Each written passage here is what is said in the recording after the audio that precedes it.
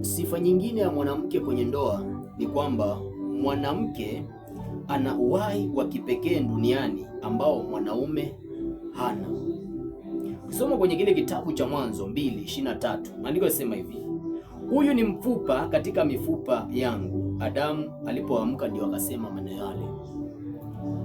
Ili Mungu amuumbie Adamu msaidizi wa kufanana naye ambaye ni Hawa, kile alichokifanya alimtoa ubafu wake akamtengeneza Hawa. Ukisoma kwenye kile kitabu cha Mwanzo 1:26, Mungu alikuwa amemfanya mwanadamu, maana anasema na tumfanye mwanadamu kwa mfano wetu. Kwa hivyo alikuwa amemfanya Adamu peke yake, alikuwa amemuumba Adamu peke yake. Sasa anataka amuumbie msaidizi wa kufanana naye huyu Adamu, akamtoa ubafu akamfanya nani? Akamtengeneza Hawa. Ujue katika kumfanya Hawa, katika ile mifupa ama katika ule ubafu lazima kulikuwa na damu zilitoka. Kwenye kitabu cha Mambo ya Walawi 17:11, maandiko yasema ya kwamba uhai wa mnyama uko kwenye damu. Kwa hivyo ina maana kwamba Hawa alitengenezwa kutokana na Adamu. Kwa hivyo Hawa ndiye alimfanya nani? Ndiye alimfanya Adamu ndiye alimfanya Hawa atokee. Bwana Yesu asifiwe sana. Lakini unaona kwamba baada ya kuwa mwanamke ametengenezwa, unafikia wakati Adamu anaanza kupeana majina kwa wanyama. Kwenye kile kitabu cha Mwanzo 3:20, alipofika kwa mke wake Hawa akasema, huyu nitamuita Hawa kwa sababu ni mama wa wote walio hai.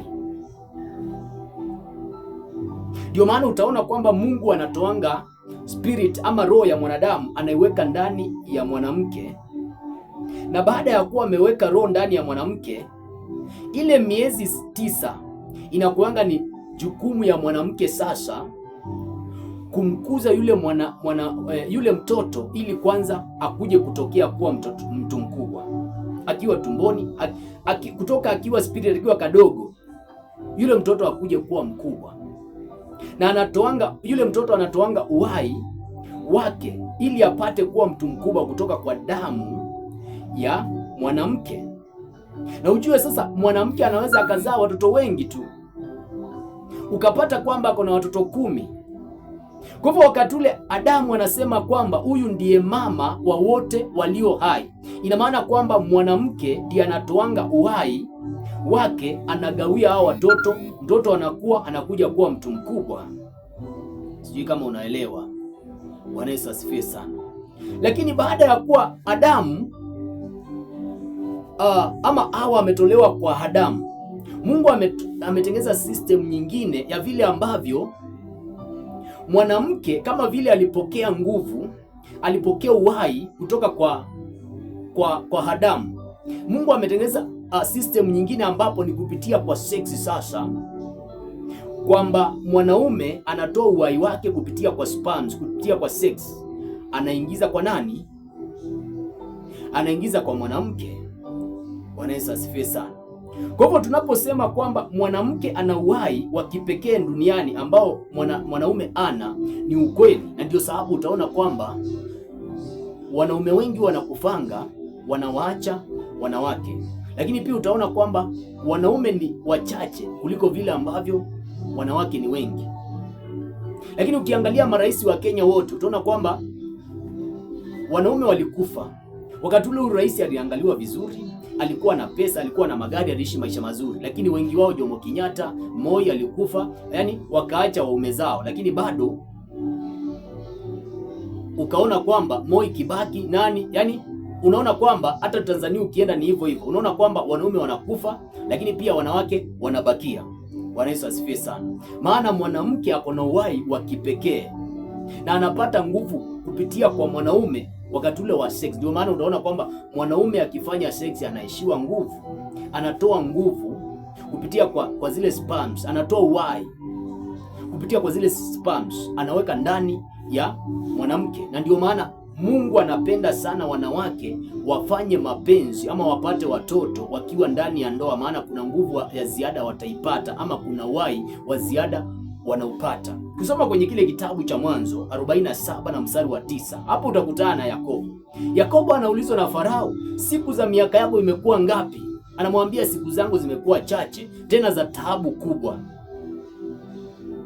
Kwa sababu Yakobo alikuwa ameoa wake wengi, akawa amegawa ule uhai wake, siku zake zikapunguzwa. Ndio maana utaona kwamba ndio maana tunafaa kujua kwamba sex inaweza ikapunguza maisha ya mtu. Sio kama naeleweka. Bwana Yesu asifiwe sana. Ukisoma kwenye kile kitabu cha Waebrania 11:35, maandiko yanasema hivi, wanawake walipokea wafu wao waliofufuka, lakini wengine